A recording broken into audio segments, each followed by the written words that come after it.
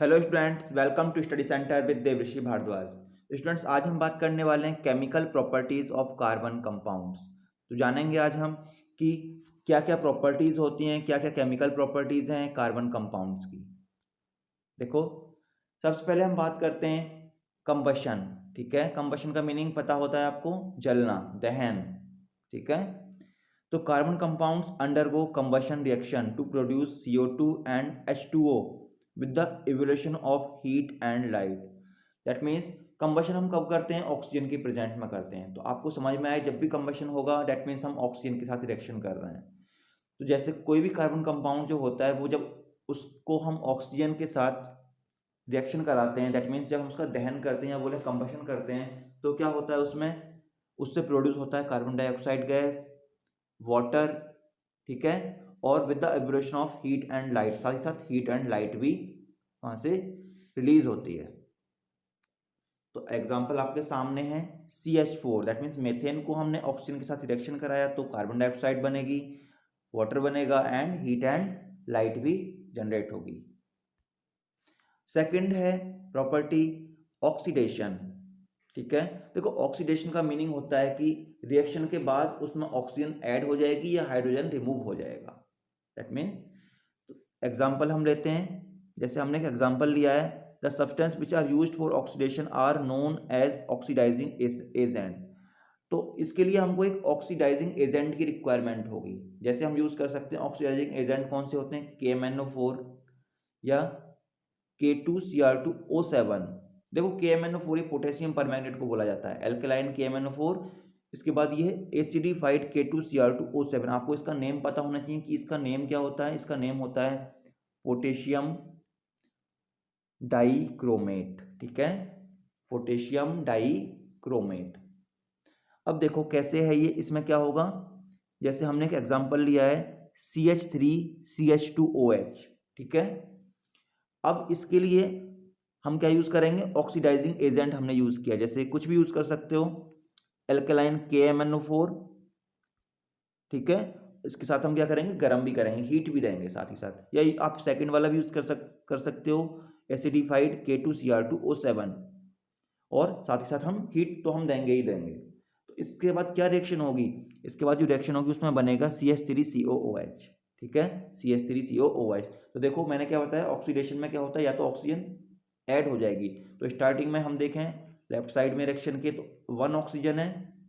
ठीक है, यहाँ पर ओनली 1 ऑक्सीजन है, एंड राइट में कितनी हो गई? 2 हो गई। 2 टाइम्स, देखो 2 एटम्स हैं। और हाइड्रोजन की बात करें तो हाँ, हाइड्रोजन देखो कम हो गए हैं। हाइड्रोजन को आप देखोगे तो काउंट करोगे कम पाओगे। ठीक है, देखो यहाँ पर 3 इसमें स्टार्टिंग में, देन 2, यहाँ पर 2, एंड यहाँ पर 1। तो कितने थे? 6 थे, और यहाँ पर कितने रह गए? 3 एंड 1, ओनली 4 हाइड्रोजन रह गए रिएक्शन के बाद। तो ये क्या हो गया? ऑक्सीडेशन हो गया। ठीक है, आपको पता होना चाहिए कि ऑक्सीडाइजिंग एजेंट कौन कौन से हैं। ऑक्सीडेशन एजेंट हैं यहाँ पर जो यूज कर सकते हैं हम, KMnO4 and K2Cr2O7, that means potassium permanganate और पोटेशियम डाइक्रोमेट। कोई सा भी आप यूज कर सकते हो, बट आपको हीट देनी पड़ेगी दोनों ही केस में। थर्ड प्रॉपर्टी हम देखें तो एडिशन रिएक्शन। इसमें क्या होता है? देखो, अनसैचुरेटेड हाइड्रोकार्बन्स अगर हैं, अनसैचुरेटेड हाइड्रोकार्बन्स होते हैं जिनमें डबल बॉन्डिंग या ट्रिपल बॉन्डिंग होती है कार्बन्स के बीच में। अगर सिंगल बॉन्डिंग है तो उसको सैचुरेटेड बोला जाता है, दैट मीन्स संतृप्त, उसको और नीड नहीं है। बट यहाँ पर क्या अनसैचुरेटेड, क्योंकि डबल बॉन्डिंग या ट्रिपल बॉन्डिंग की हम बात करते हैं। Double bonding that means alkene, and triple bonding का मीनिंग क्या? Alkyne, alkene and alkyne. जब ये क्या होते हैं? Undergo reaction, addition reaction in presence of catalyst. जब ये किसी कैटालिस्ट की प्रेजेंस में रिएक्शन करते हैं, कैटालिस्ट का मीनिंग होता है, अगर मैं बात करूं हिंदी में, तो उत्प्रेरक। ठीक है, दैट मीन्स एक ऐसा सब्सटेंस होता है ये जो रिएक्शन में कोई केमिकल चेंज या वैसा प्रॉपर्टी चेंज नहीं करता है, बट रिएक्शन को तेज कर देता है। तो जैसे हम बात करते हैं निकल कैटालिस्ट की बात करते हैं हम। ठीक है, यहाँ पर क्या निकल कैटालिस्ट हम यूज कर रहे हैं।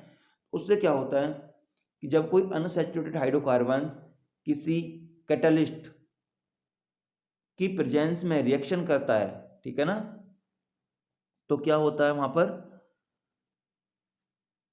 Alkene undergo addition reaction in presence of catalyst. तो क्या होगा? देखो, उसकी प्रेजेंस में हमने सपोज हाइड्रोजन गैस इसमें पास की, ठीक है ना, ये अनसैचुरेटेड है ना, क्योंकि कार्बन कार्बन में डबल बॉन्डिंग है, और यहाँ पर आर आर आर आर लगाया गया है। दैट मीन्स यहाँ पर इसकी जगह कुछ भी हो सकता है, सी और भी वैल्यू हो सकती है, ओ एच हो सकता है, सी एच ओ हो सकता है, कुछ भी हो सकता है। तो जब ऐसा होगा और हमने क्या किया, निकल कैटलिस्ट की प्रेजेंस में क्या किया, हाइड्रोजन गैस पास की, तो क्या होगा, हमने अगर H2 पास किया है तो R की जगह हटकर H लग जाएगा, यहाँ से R हटा H लग गया, एक और R हटकर सेकंड H लग गया।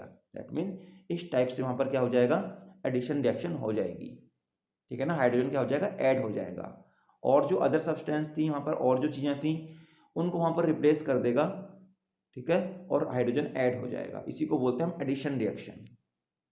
लेकिन इसके लिए कैटालिस्ट की रिक्वायरमेंट है, जैसे हमने यहाँ पर यूज किया निकल कैटालिस्ट। अब हम बात करते हैं सब्स्टिट्यूशन रिएक्शन। देखो इसमें क्या होता है, इसमें हम बात करते हैं सैचुरेटेड हाइड्रोकार्बन्स।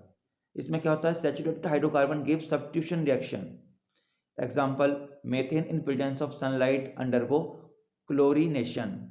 जैसे हम बात करें कि अगर हम मेथेन की रिएक्शन कराते हैं क्लोरीन से, बट हम कराएंगे in the presence of sunlight, तो क्या होगा, CH3Cl, दैट मीन्स एक हाइड्रोजन यहाँ से रिप्लेस होगा, उसकी जगह Cl आ जाएगा, ठीक है ना, और बाकी रिएक्शन होने के बाद HCl बन गया है। तो ये यहाँ पर क्या हो जाएगा, सब्स्टिट्यूशन रिएक्शन हो जाएगी। अच्छा, आप इसको वैसे ऑलरेडी आपको इसका नेम पता है कि ये क्या बन गया है, CH3Cl का मीनिंग क्या है। देखो ये क्लोरीन, देखो सबसे पहले हम CH3 की बात करें तो ये हाइड्रोकार्बन्स, ये हाइड्रोकार्बन्स था, उसमें एक H को रिप्लेस करके उसको सब्स्टिट्यूट करके क्या आ गया, क्लोरीन आ गया। तो नेम क्या होगा, नोमेनक्लेचर के अकॉर्डिंग आपको ऑलरेडी मैं बता चुका हूँ कि ये chlorine, that means chloro, chloro बोला जाएगा, और ये स्टार्टिंग में बोला जाता है, प्रीफिक्स बोला जाता है। तो क्लोरो, और कितने कार्बन है, एक कार्बन है, मेथ, और सिंगल बॉन्डिंग ही है, एन, क्लोरोमेथेन इसको हम बोल सकते हैं, ठीक है ना, इसका नाम जो केमिकल नेम क्लोरोमेथेन, ठीक है। सो आई होप आपको ये समझ में आ गया होगा। अगर वीडियो अच्छी लगी हो तो लाइक शेयर एंड सब्सक्राइब करो, एंड थैंक्स फॉर वॉचिंग।